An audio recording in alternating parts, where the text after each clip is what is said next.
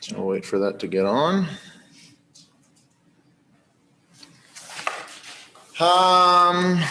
Okay, so we are live and it is a regular council meeting.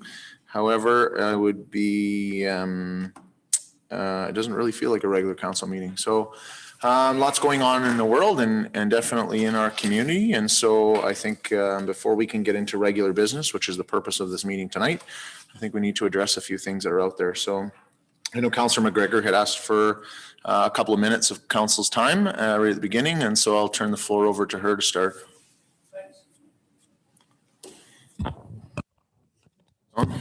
My mic's on, yep.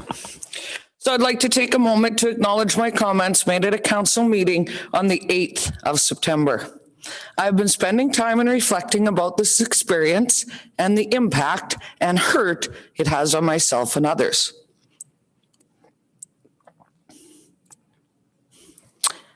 I want to start by apologizing directly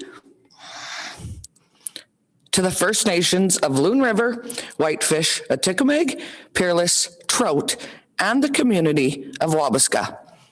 To go a step further, though, I recognize my comments have hurt Indigenous people and communities near and far.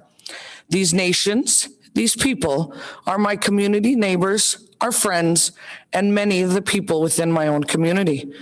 My comments were not meant to be hurtful, to attack, to marginalize, or to be hurtful in any nature. After reflection, I realize they have, and I can understand why those communities are disappointed in me, as I am disappointed in myself. I have always been someone who cares for people. I put others above myself, and I've shown my community time and time again that I am committed to that philosophy. That being said, I recognize my words as an elected official are weighed heavy and are scrutinized. I acknowledge that racism exists in the world and Slave Lake is no exception. Although never my intention, my comments have been labeled as this, and after reflection, I acknowledge my statements were unacceptable.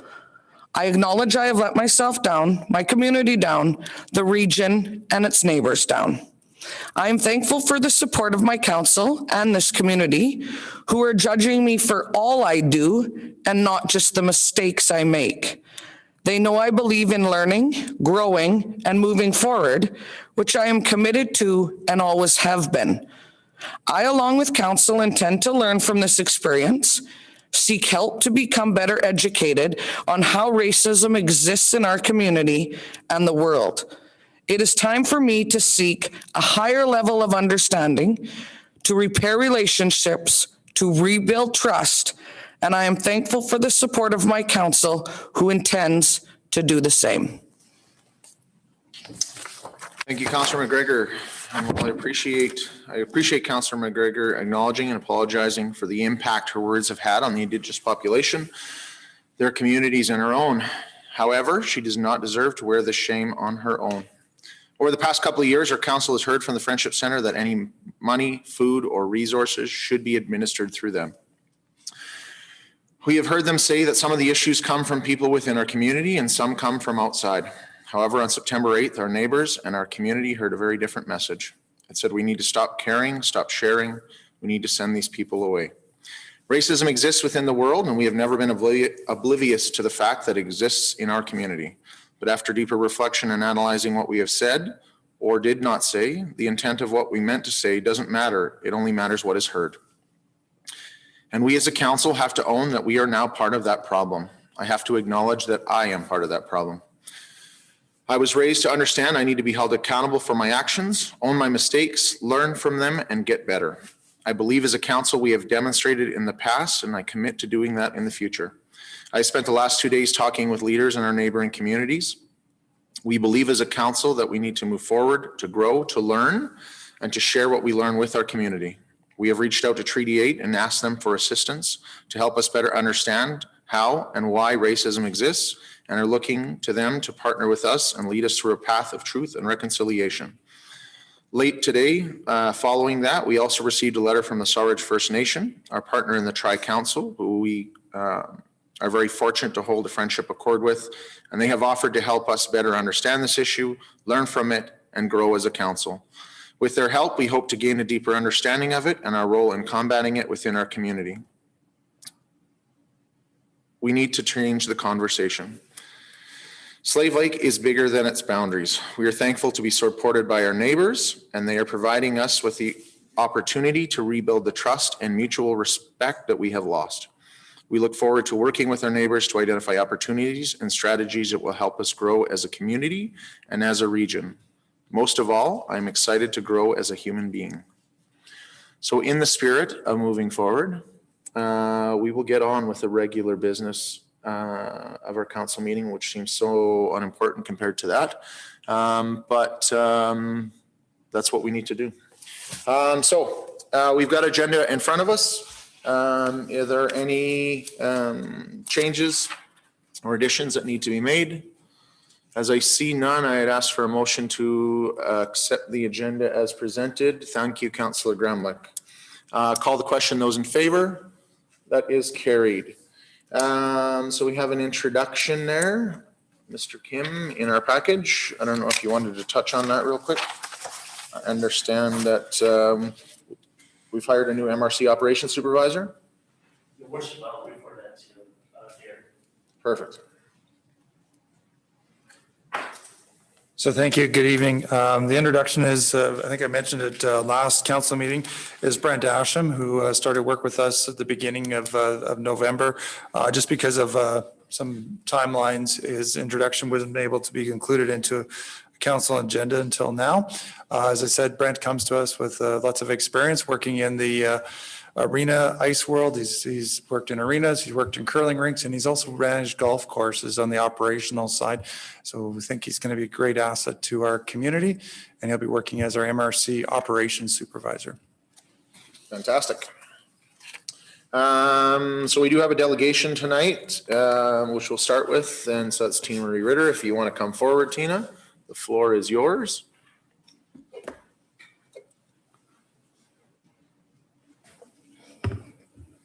Heck of a week, hey guys? Oh, so nervous. So I'm here again. Sheets if you want. I brought my water this time so I don't choke up. Okay. So I'm back again, just like last week. I understand the decision that was made last week with respect to the rezoning. I get it. It does make sense that it stays C1. So with that, I just took that as just a setback. Was I disappointed? Absolutely. Did I figure that was the end of it? Absolutely not. We still have a problem. We still have people in need, and that's not going to change until we stop drawing lines in the sand and start working together. So whether we like it or not, we have to work together. Town council, the Friendship Center, the community.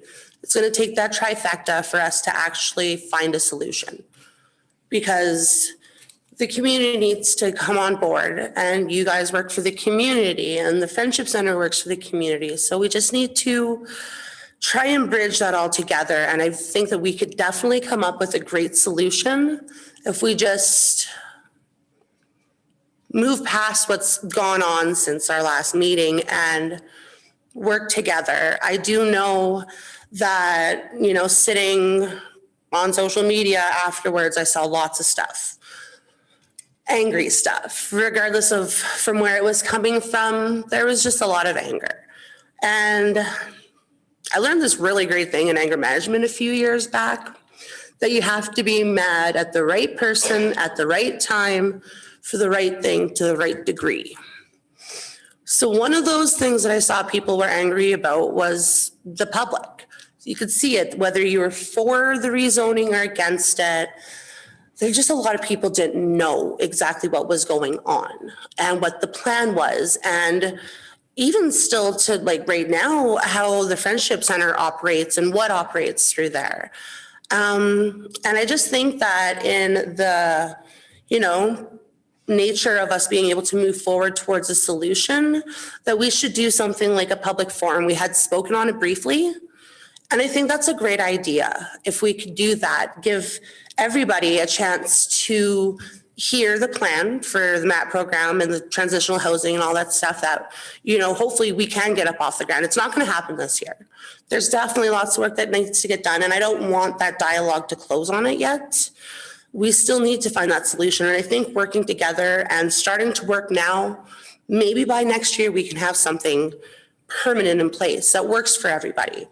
Something that the town people has had to say on, people are comfortable where it is. Something that the Friendship Center can work with that will meet the needs of the building. And something that, is not such a big deal to rezone if we need to. I think that we absolutely have the answers here. This community is filled with great people with great ideas. So we just need to really tap into that. So I think if we can give everybody the opportunity to put their solutions or ideas out there, their concerns, their questions. I have spoken with Barb. She says she would be at this time willing to present the information and be able to answer some questions on it. And I think that's good. I think we need to open it up because again, it's the trifecta.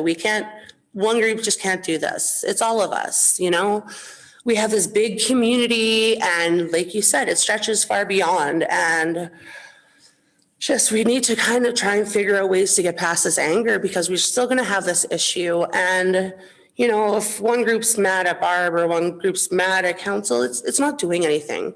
All we're doing is really hurting ourselves. We're hurting the homeless. We're hurting low-income families who might be affected by the lack of Santa's Anonymous donations this year, of the food bank, the hampers. We're not hurting you guys directly. We're hurting our neighbors. We're hurting our friends. We're hurting our families. So I think in an interest to try and bring people together on this subject, which has divided us so horribly in just 6 short days, that's all it took really for all these lines to be drawn. I really think that we need to work towards erasing those lines and coming back together to address the issue that was at the heart of the whole problem, which is the homeless. We have the solution here. I know we do. We just need to tap into that. And I think that together, starting with a public forum, maybe not even the last one, as we move forward, see more building options, maybe stuff like that. I think that would go a long way. And I do know that we are also working on a backup plan for this winter for a temporary Band-Aid solution for the MAP program. We're getting close. So, I didn't take last meeting as that was it. We're done, we're not. There's a lot to do still. And I'm ready to keep going in there and getting my hands dirty and having those tough conversations that we need to have because we still have our homeless. We still need to do something about this. And I think that we really can. So we're working on the solution to keep everybody safe this year, but moving forward so we don't end up in such a desperate situation like we did this year. We need to keep the conversation going and I think it'd be great to start with seeing the public input because I know that coincides with Barb's research that she's doing with the numbers and stuff of the homeless. So if we can get the public input and then see the numbers that the Friendship Center presents, I think with that moving into the new year, we can really start looking at some good options of what's out there, what we do need and what we can do. Okay. So Tina, I will say that, obviously this issue has been quite polarizing over the last week. And, I think our council has always been committed to trying to find a solution to this. We've become very frustrated that we don't have a solution and our community is not unique to others. I think it's also important to recognize that we're not even quite sure what the numbers are. And so I know that the Friendship Center is working behind the scenes right now on a project to gather some inventory. We have a lot of our information has come from the information sharing that comes through the Friendship Center, and they talk about how complex it is, and there's multiple groups with multiple problems, severe trauma in these people's past, major mental health issues, addiction problems. And so, in helping these people, you almost have to have a very unique approach for each individual. And so I think it takes more than just volunteers to make that happen. And so somehow we have to coordinate all those groups. There's one thing that we have learned over the last week is that, there's benefit in working with our partners on this. And so, in these discussions that I've been having over the last 24 hours with a number of the chiefs, this issue has come up, and they recognize that they have it in some of their own communities, and that there's benefit in working together on not only this project, but multiple other ones in the future to move things forward. So I encourage the Friendship Center to share their plan, because I think part of the problem is that with any community buy-in, education has to come first. Absolutely. And I think a lack of education got us into this on multiple fronts. Lastly, I'll say that I think timing is everything. I think working on a plan for next year now is the best option. It was unfortunate that this year the zoning application is the start of a process to even look at that as a possibility. And although council was only concentrated on zoning, that application doesn't come until late September, October, and it's really late in the year to get started. I do understand that Barb is working towards a temporary solution for the MAP program to get people housed temporarily for the winter, which I think is fantastic. And we're waiting to get some more information on what that looks like and support her through that. But yeah, I think, I've said this before, it needs community champions to make it happen. Obviously, we have a community champion here. And so we need to somehow, increase that education of what the Friendship Center is trying to do. And I think council, it will be easier for us to understand it when we understand, kind of the numbers and the data that's coming, that's supposed to be compiled here later at the end of the month. And I imagine we'll probably be having access to it in early December, and then can kind of chart a path forward. And then I think at that point, when we, council dives in and works together, we need to understand that it's going to take some community input as well. And that'll be the time to do it, when we can share A, what the strategy is, and B, what the problem looks like. I think that's really good. I mean, because even afterwards, the most I heard was just a lot of people didn't think that they weren't informed enough, or, like the comments about nobody was knocking on doors or anything like that. And I just feel like if we have the forum and we do it more in a live option rather than do like a survey or something like that, then people have the option to ask questions, and also follow-up questions, stuff that they wouldn't normally think of if it was just a survey, stuff that they may not be aware of until they're actually hearing about the full plan. And to be able to gather that knowledge and information themselves, because from there, hopefully, like, there might be a landlord here in town who has a space that's perfect for it. We just don't know. They don't know, because they don't know what it is per se. So if we, with the information that we can get from Barb's surveys and her studies and stuff, and then the public input, I think that we have a really, really honest to God good shot at making some big differences here with respect to our homeless, the transitional housing, all of this stuff. It's a problem that seems to be increasing, not getting better. And at the end of the day, it's the public who suffers the most. It's the people who have no homes who are out there suffering in the cold. They're the people whose lives are affected by them. And I'm just sure that this is a good way that we can bridge that gap, and we can bring everybody together to find a good, hard solution. I agree with all of that. And so I will start by saying that I think the very next step obviously is Barb and her team completing some of this inventory, this data collection, so we can better understand some of that. And I think, not even having to wait for that, at some point very soon, I think that the Friendship Center has a plan.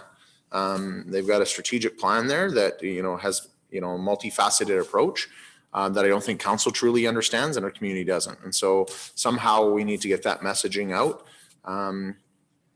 And so I would encourage you to have those conversations with Barb, and I've been talking with Barb as well, that I think it would be, I have talked to her as well, and the big thing is just the audience. I feel like if we had done it, if we do it on a public forum aspect with the town council, it kind of unites the front on that. Yeah. And also, as a town meeting, not necessarily like a town council meeting, but as like a town council public forum, I think it reaches farther than if it was just a Friendship Center public forum.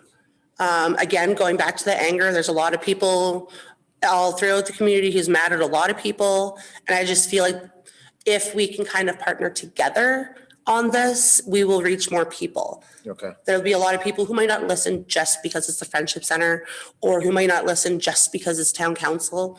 But if we can work to bridging that together and work together on this, I think we're going to reach more people, and more people will be open-minded about what we're talking about. Okay, well, so obviously the big piece that's missing from this conversation at the moment is Barb.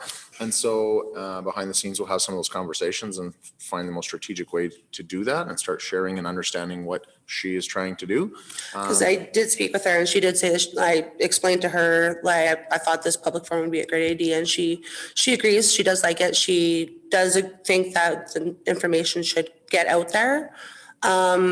We just need to. Sorry, she doesn't think that? She does. She does. Okay. She does want people to know what they're doing and to be informed of what they're doing. And fair enough. And I think council wants to understand more of what they're doing. So, and more along the lines of what role we play in it. So, you know, we had some meetings at the Friendship Center in September there, and the message we got back was we don't need anything from council right now. And I think she was still working on some of the pieces of that plan, so didn't have that information, but we look forward to understanding it now that more of it has evolved. And Well, I don't even know necessarily if they need town council for so much this, but I think the community needs this. I think the community needs this information. I think that they need to have a chance to understand it, to ask questions, because that's one thing that I saw so much of is just misinformation or lack thereof altogether. So I think at the end of the day, the people who need this most is our community, fair enough. because that's at the end of the day who we are all working for. That's what we're trying to do. Okay. So we'll connect with Barb offline here and yourself. Yes. Yes. And chart a path forward. Any other questions from council or comments? Thanks for coming in. Okay. Okay. Thanks, Tina. Thank you guys. We'll jump into the rest of our meeting. Next up is our CAO update, Mr. Kim. Good evening, Your Worship and the members of council. My CAO update starts with the health and safety. So far, all town employees are reporting healthy from COVID-19, and internal health and safety audit was completed with a high score. Our finance department continues with the budget drafting and helping other departments. Our operations department staff, Jim Green, has retired as of October 30th, 2020. We thank him for his service and wish him all the best. A great news with the planning and development department, who received a development permit application for 330 new campsites and 20 new cabins for Big Fish Bay RV Resort. We have also issued 2 development permits and currently working on 6 new development permit applications. Fire department had a total of 6 calls and 3 fire code related consultations. The department also picked up a new rescue board and led the asset condition surveys for our facilities. Our project management has been assisting projects such as Government Center Roof Project, Elper Fence Project, and CJ Shutter School Emergency Access Review. Our economic development has engaged with a few industry members regarding potential opportunities such as geothermal development in Slave Lake. There are a couple of grant applications such as Alberta Petrochemicals Incentive Program and the Small and Medium Enterprise Relaunch Grant. For more information, please refer to the town's economic development website. From our bylaw enforcement, we have seen an increase in traffic offenses, such as people driving under criminal code, driving prohibition. The staff saw an increase of animal control duties as well. Our senior support and home support are continuing under COVID-19 restrictions. We are adding in Saturday public skates as our Sunday skates are full until December. And minor hockey has started to fill weekly ice slots with team practices and had first games in the season at MRC. Ice Dogs continue their season following the COVID-19 procedures. And that concludes my presentation. Okay, Councillor Brandel. Not sure if you can answer, David, might be more Gary's field. What can you tell me about the Rapid Housing Initiative grant? Reason I ask is housing is thinking of putting a grant in or an application in as well. So don't know if there's any collaboration that can go there or don't want any duplication. So. Thank you. So the Rapid Housing Initiative program was something that we participated in, but as more for information gathering. The grant itself or the program itself is run by CMHC. It's specifically for shovel-ready affordable housing projects. So it's not really something that the town currently is involved in. Housing would certainly be a better group to be involved with it. You guys aren't putting in an application? We're not, no. Okay. But applications, there's actually a very quick turnaround for applications, and it's quite a narrow timeline. So something that we can certainly make sure that we're chatting with them to make sure that they're aware of it. Right. Okay, thanks. Stay there for a sec, Gary.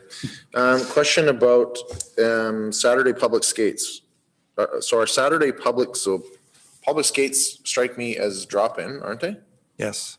So how are they already full till December? Like people signed up, or I don't get it? Yeah, we're requiring people to sign up as part of our COVID protocols. Okay. So that we can contact trace who's there, and we can also have limits on the numbers of people so we don't overcrowd. Okay, so if somebody wants to go next Saturday, they can't because people have signed up They already. need to sign up ahead of time. And so we're gonna add some there. And we're adding more. And it's the same thing for our use of our track and the field house. We require people to book times just so that we can have a idea of who's in the facility. Sounds good. Any other questions from council? As I see none, we'll jump into reports and new business. So first one is FCSS program surplus, page 7 of our package. And Gary, that's you. I may as well just stay here. So Serena is also here if there's any questions that you may need assistance with. So the purpose of this report is really to provide council with an update on the financial status of our FCSS programs. As I'm sure council's all aware, the Alberta government provides funding to the town for FCSS programming, and the town is required to match at least 20% of that. So it's an 80-20 split. In the past, we've over-contributed. We've paid for more than 20%. I'll come to that in a little bit. FCSS is very clear, specific legislative criteria and wrapped up in policy around how that money can be spent. While it allows a lot of latitude on local autonomy, there's also very clear guidelines of what programs and what types of services can qualify. We are currently under a 3-year contract with the province for that funding, which is actually a good thing because in previous years it was a year-by-year contract. Moving forward, the government has indicated that our accountability on the funding is going to be much more scrutinized than it has necessarily been in the past. We need to make sure that we're reporting our outcomes and that our programs that we're reporting on are that meet all the criteria. So as part for your information attached to the report is also a summary of the FCSS program and what types of programs are eligible for funding. So currently we receive a little over, I'll say $182,000 from the government for this programming. And with the 80-20 contribution, that's about $45,000 that the town must contribute. It works out to a minimum total of $228,000 we need to spend a year on qualified programming. Like I said, in the past, we've over-contributed. And in 2019, we actually put an additional $30,000 over and above the minimum contribution into this program. However, in 2020, because of the COVID-19 pandemic, most of our programming has been offered through either partnerships or grants to community agencies. And because of the pandemic, most community groups have either not been operating at the same level. And therefore, we haven't spent the same amount of money on programming through our partnerships and grants or community grants as we would have normally have done. So because of the less programming, we're approximately at about $82,000 less than what we would have normally spent. 26,000 of that falls under the community group grant line item in our budget, where normally we've allocated that, and we've actually had more asks than we've had allocations for that area.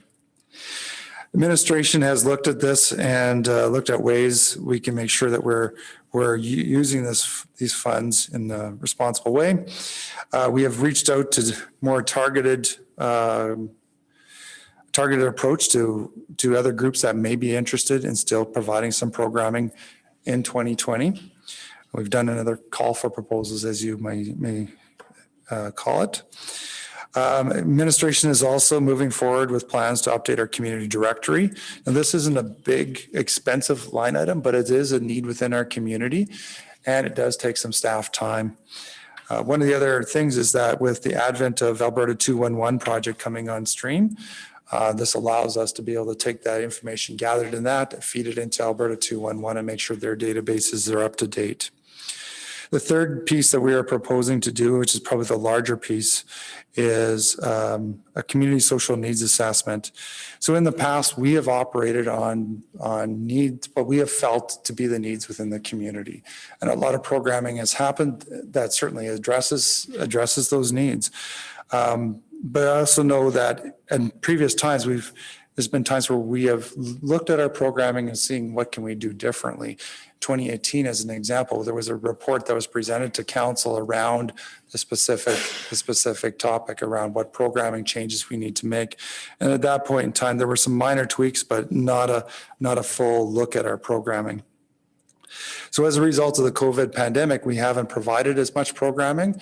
There's been a break in our service, and it seems like it would be a very good point in time to be able to take a look at what the needs are in our community and look at a reset going forward into 2021.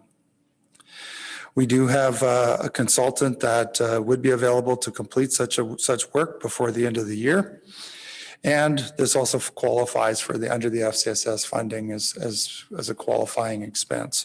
So the expense would be between $20,000 and $30,000 for that amount of work.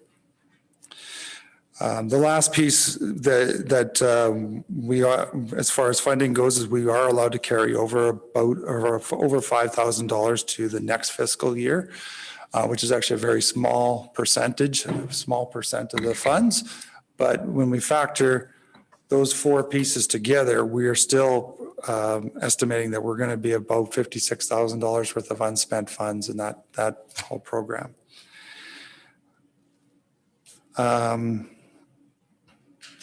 So we're not alone in this. There are municipalities. It seems like through our FCSS channels, there's kind of two types of municipalities that are more prevalent in the province.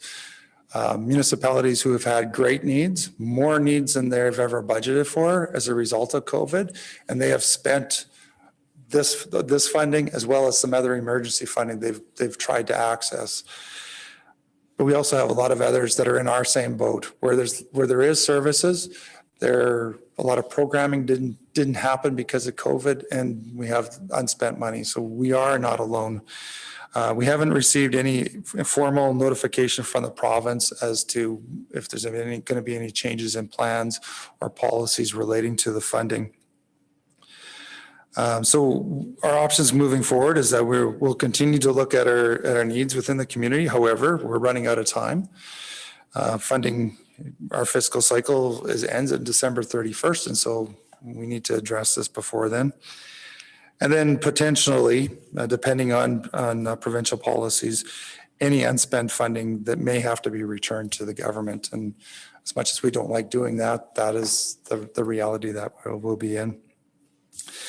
So moving forward, essentially, wanted to give you an update as to where we're at in terms of the funding, and also to request that council direct us to proceed with the community social needs assessment. Okay, questions? I have one.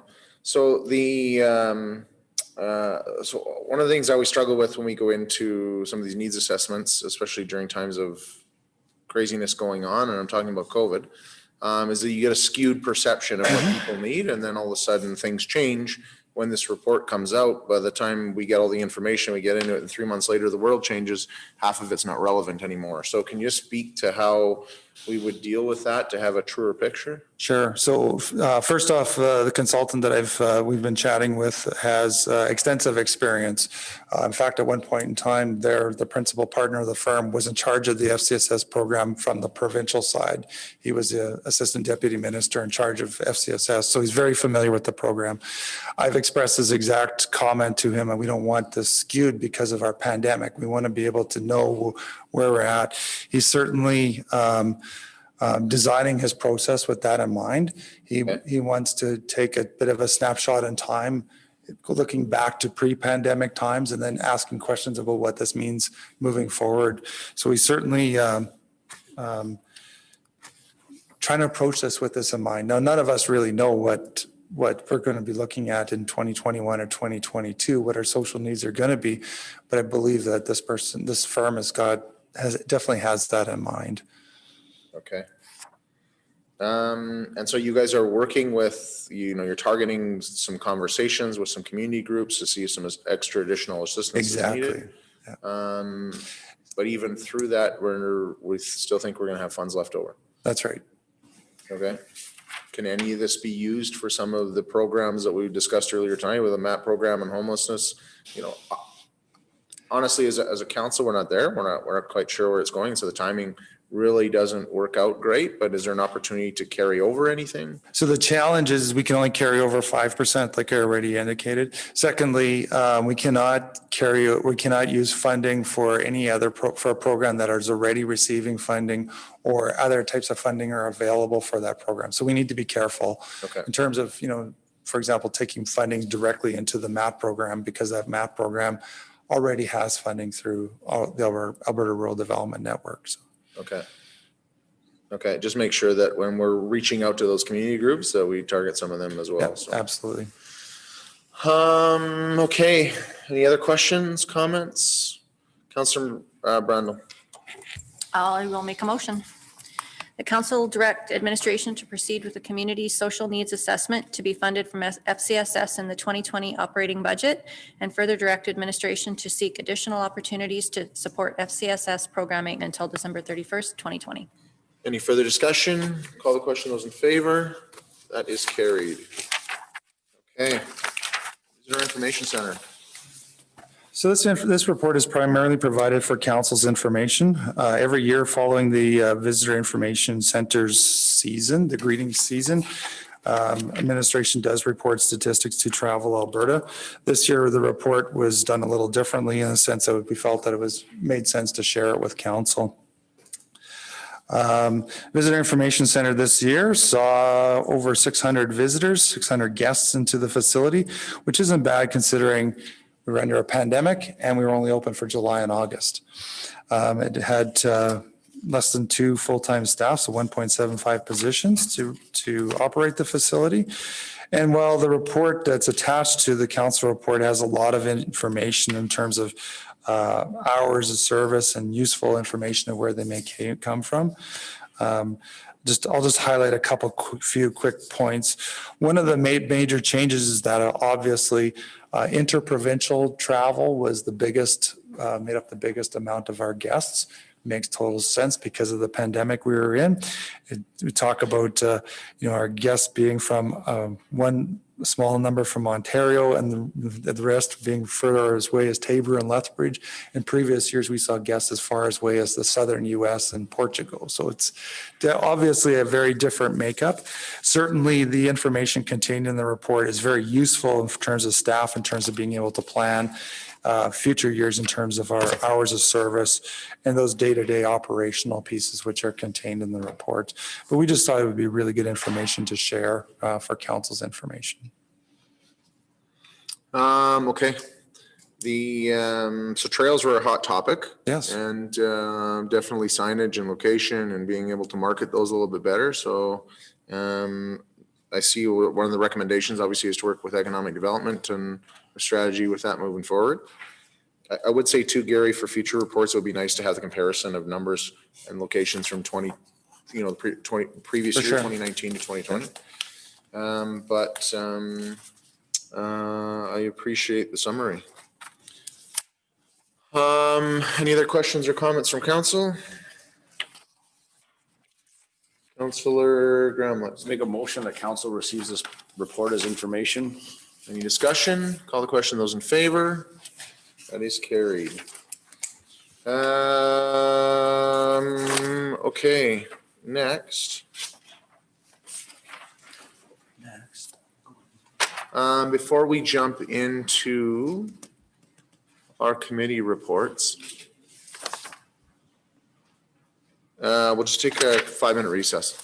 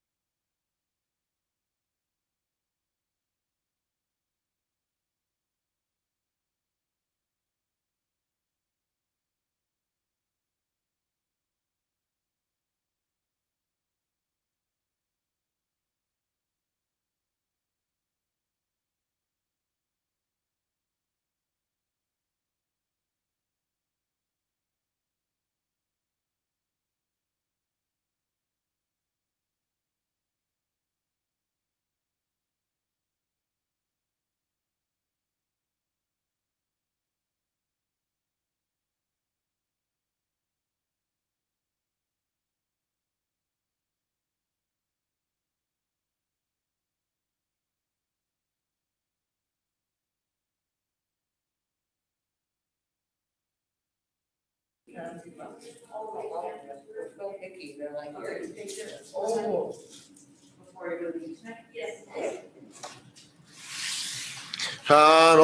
we're back. Okay, so next on the agenda is our committee minutes. So let's start. So intermunicipal hasn't met yet. I think we got a meeting coming up in the first part of December. Watershed.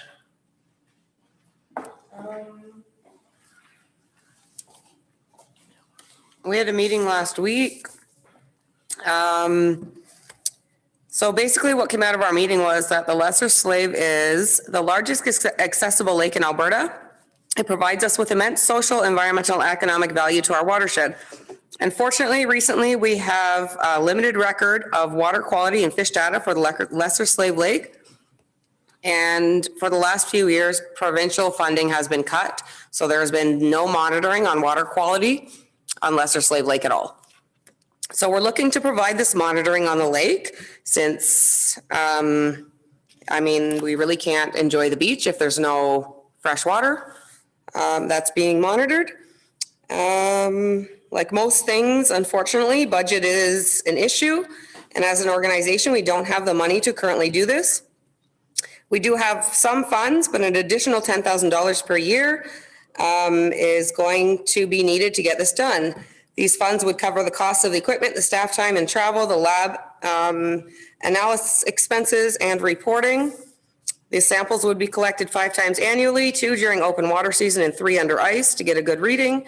We're currently seeking support for the implementation of the baseline program. If anyone would like to contribute to this or know anyone in the industry in our region that would be a funder, please reach out to myself or Megan Payne at the Lesser Slave Watershed Council.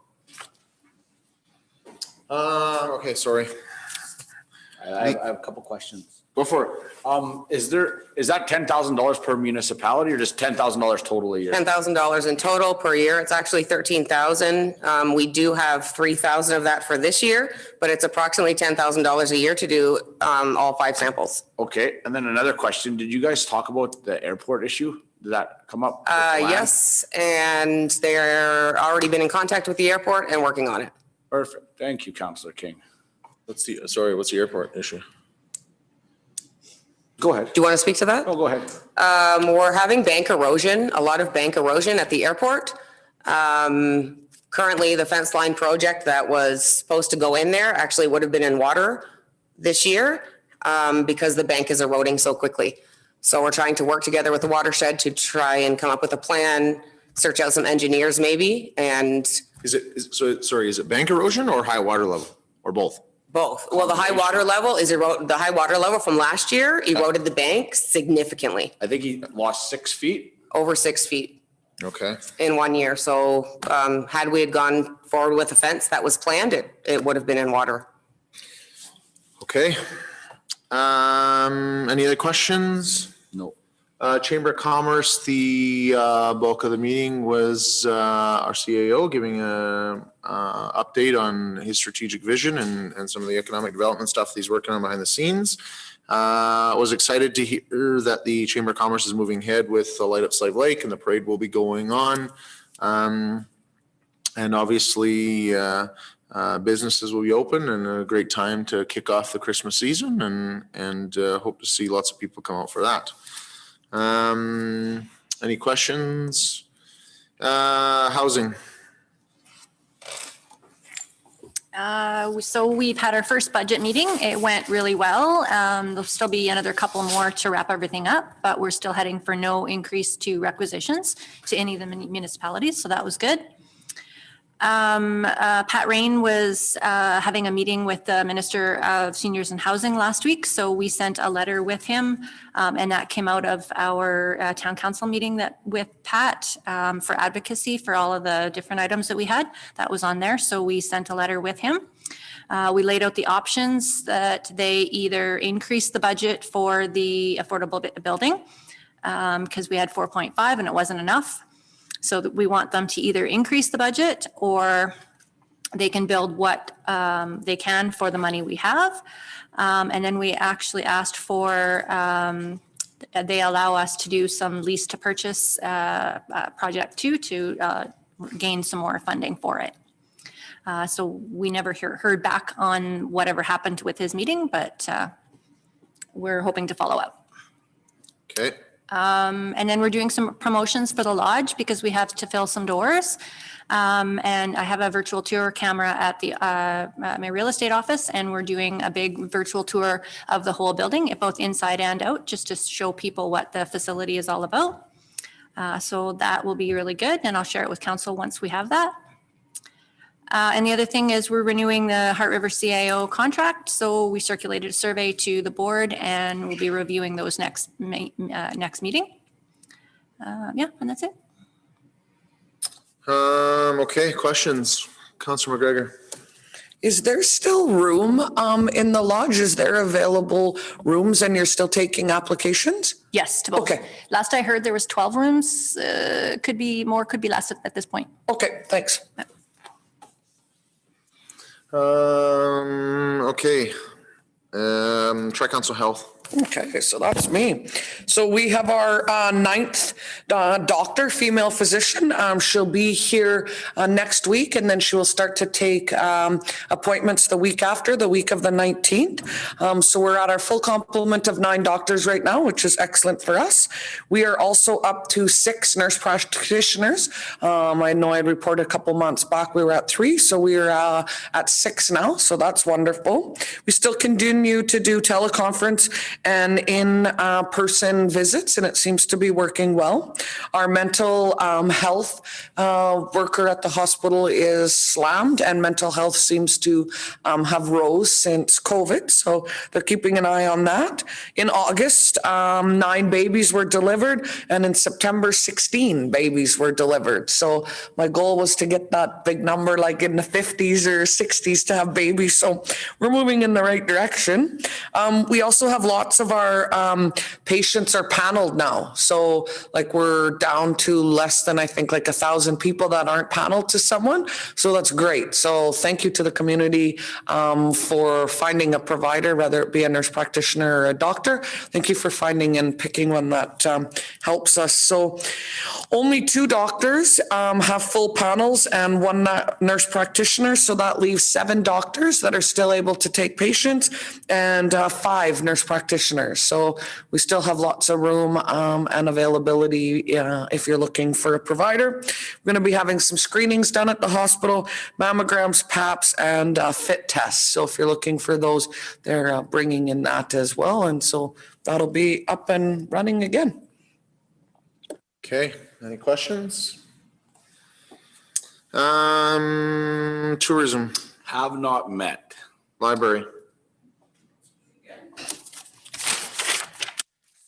Library. So in the library, we still have 2 times next year where local artists can display their work. So January 27th to February 24th and April 14th to June 16th.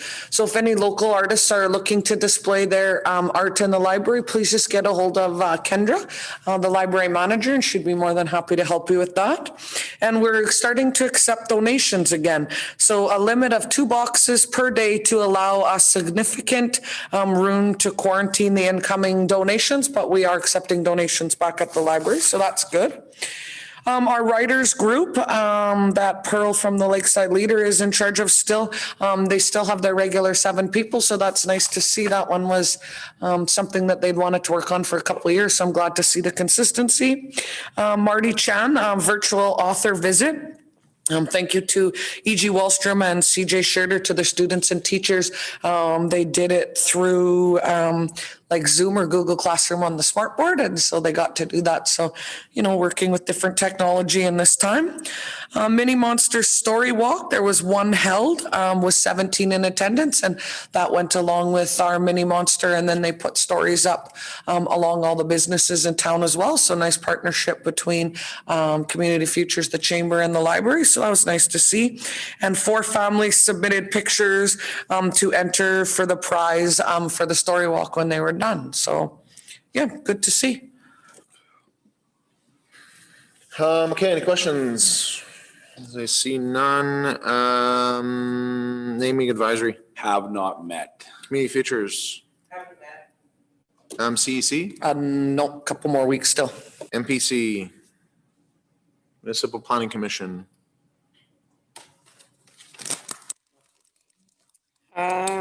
So we approved a few amendments to the land use bylaw, 2207 to add shopping center directory signs, some redistricting from C1 to institutional and C2 to C1 were approved, and that's about it.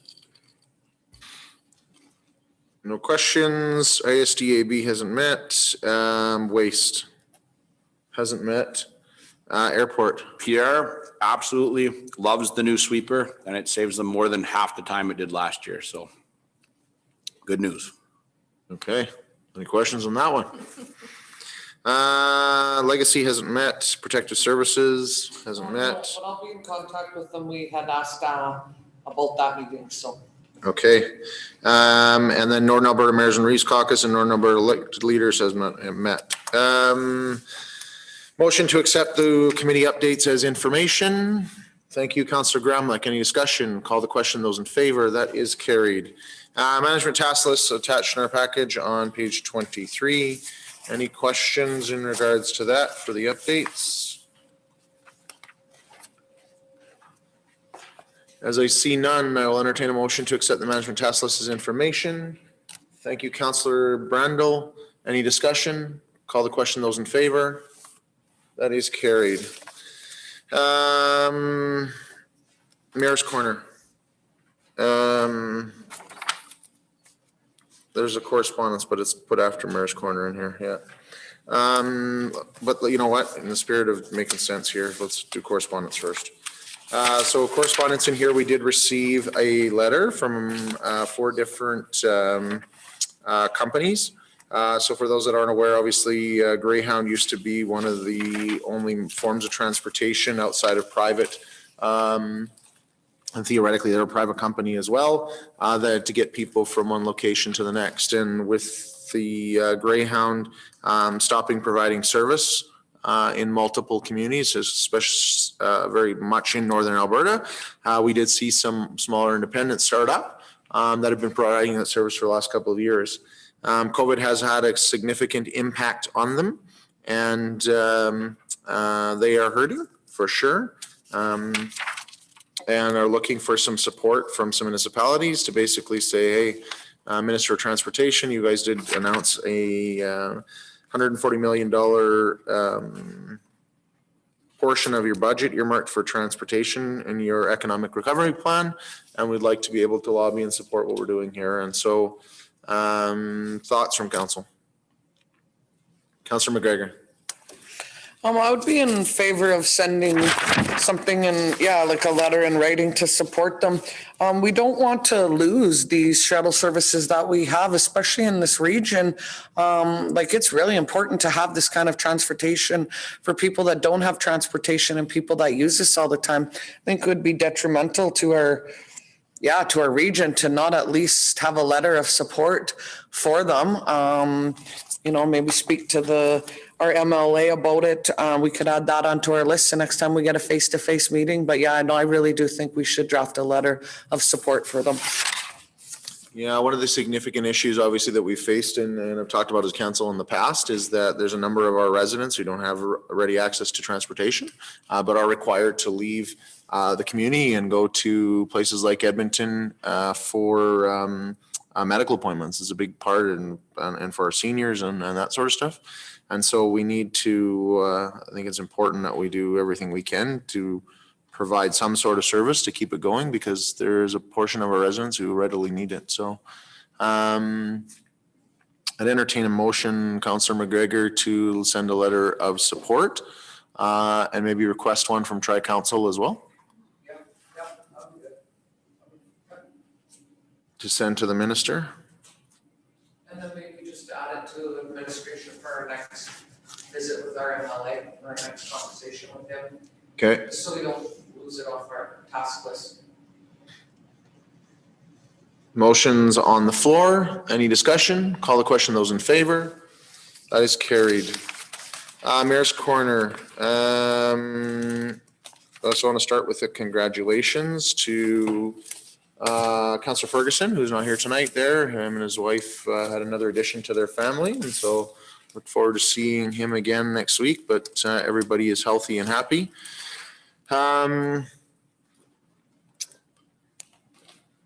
So what's been going on in the mayor's world? Well, I think it's pretty obvious what's been going on in the mayor's world for the last number of days.